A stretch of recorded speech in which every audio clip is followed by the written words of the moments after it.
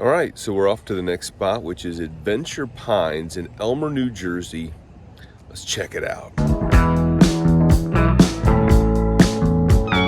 So we load them up and head the roughly 8.5 hours or so to the metropolis of Elmer, New Jersey.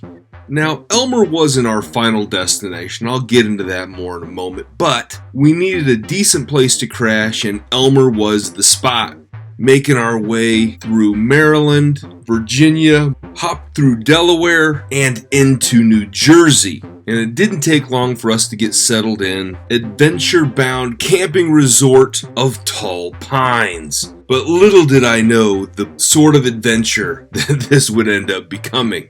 Now, after the fact, I did a little bit more research on this place, and it used to be Yogi Bear's Jellystone Park in Elmer, New Jersey. So when you're looking this thing up, it's under a few different names.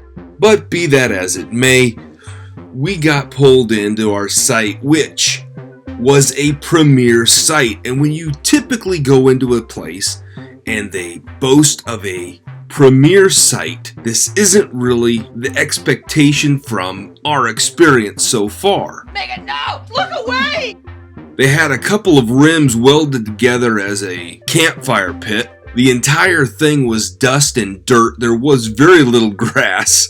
They did have hookups for water, sewer, and electric, but they were using timber frames as electrical poles, like a temporary pole on a house construction site. There were people living here year-round that had no trespassing signs and all kinds of stuff around their lots. I mean, it was really bizarre.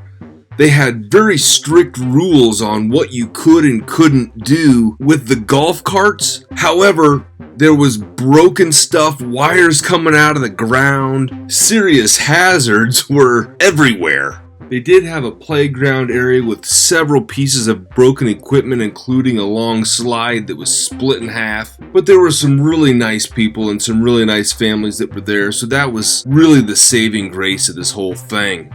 They had a little shop where you could get some ice cream and whatnot. They had laundry facilities. They had a little crafty area that we didn't see in use, but it was there. A pool that was a little dingy, but I don't think that it was in use. As a matter of fact, in the promo, they had a slide that was completely detached and had like leaves and stuff collected underneath it. So this wasn't even there. What in the wide, wide world of sports is going on here? A little pond area with a catch and release sort of policy, which would have been a lot of fun had everything else been a little bit better. They had an outdoor movie area, but the night that we were there, they were showing some sort of movie on a closed circuit system through their cable hookup. At any rate, there were cabins available if you're into that sort of thing. We were scheduled to be there for several days, but left after one because I just love my family too much. So what was the whole purpose behind this trip? Is this microphone on? Hi all, this is Kermit the Frog of Sesame Street News. Well, it was a venture out to Sesame Place, a Sesame Street theme park that is a piece of the Busch Gardens umbrella. So from Elmer, we drove out to Langhorne, Pennsylvania, and this place did not disappoint. It's got rides for the little kids, which you'd think because it's sort of toddler-centered, but it also had rides for the big kids. Now, we didn't go on anything too crazy, but there were lots of fun rides for kids of all ages. It was a great experience. Not only do they have the typical amusement ride type rides, but they also have a water park and water rides.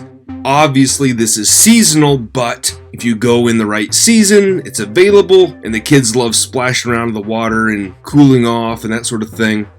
We ended up doing kind of a meal thing with Elmo and saw a whole show, which was a little extra expense, but very well worth it for our toddlers. And for me, it's a little bit of nostalgia, you know, growing up on Sesame Street, getting to walk down Sesame Street. I mean, that was super cool. They also have little shows. So right in the middle of the street, they'll just kind of stop everything and just kind of put on a dance show. They've got another little area where they do various shows, and this one was themed on a art show that they were putting on, so that was a lot of fun.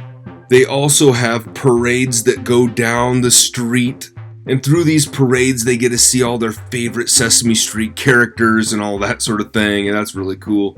And I'm sure we will be back to Sesame Place, but I guarantee you we will not be staying at the Tall Pines. Whether it's Adventure Bound or it's Yogi Bear or whatever they rename it, rebrand it, rediscover it as, we ain't going back.